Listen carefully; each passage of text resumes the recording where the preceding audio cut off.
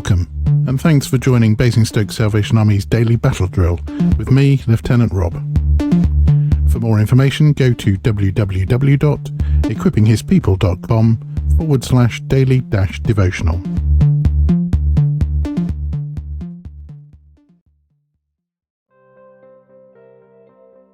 Hello once again. As we look at our passage for this week, it's Luke chapter 22, verses 39 to 46. Today I'm reading from the Good News Bible. Jesus prays on the Mount of Olives. Jesus left the city and went, as he usually did, to the Mount of Olives, and the disciples went with him.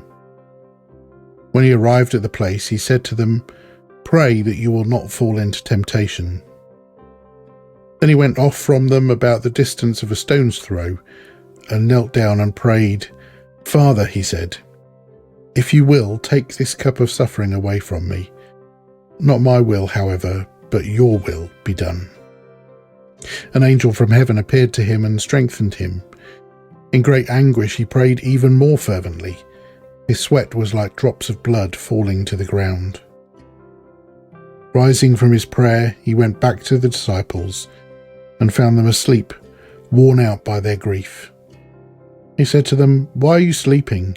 Get up and pray that you will not fall into temptation." Amen. Where do you go when you pray? And what's your posture? These things can help us pray as we seek God's calling on our lives. Luke tells us that as Jesus prepared for the most difficult prayer time he had ever had in his life, he walked away from his disciples. In other words, he ensured he would not be disrupted. He knew he needed quality, uninterrupted time with his Father. He needed to be alone with him. His posture was important too. Jesus was about to ask God if it was at all possible for him not to go through the terrible agony, not just the pain of being nailed to a cross, but the horror of temporary separation from his Father that he knew awaited him. But he had also chosen that whatever the answer, he would follow God's will in this moment. Kneeling to pray was a sign of his obedience and surrender.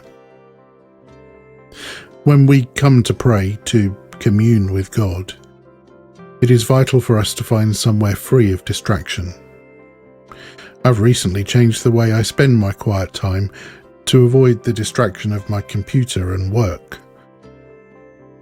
We may need to pay attention to our posture too. It isn't necessary for us to kneel in order to speak with God, but at times it might help. At other times, particularly if we're faced with the same temptation of sleep that Jesus' disciples faced in Gethsemane, then standing to pray might be more appropriate. Wherever we are, and whatever posture we choose, let's choose a posture of active listening for the call of God on our lives, and a willingness to submit to his will, just as Jesus did. Join with me and the words of Jessie Caroline Mountain, found in song number 599 in the Salvation Army songbook, which say, "Kneeling before thee, Lord, I am praying, claiming a closer communion with thee, longing to sever from selfish ambition, break thou each fetter, and set my soul free. Into thy hands, Lord, take me and mould me, e'en as the potter handles the clay. Make me a vessel fit for thy service. Cleanse me and fill me, and use me today. May it be so, Lord. Amen." Today, as you reflect on the words we've listened to this morning, why not think through these questions? When you pray, do you move away from things that distract you? Do you always pray alone? Are you seated, standing, or walking? What works best for you? I'll see you tomorrow for another battle drill.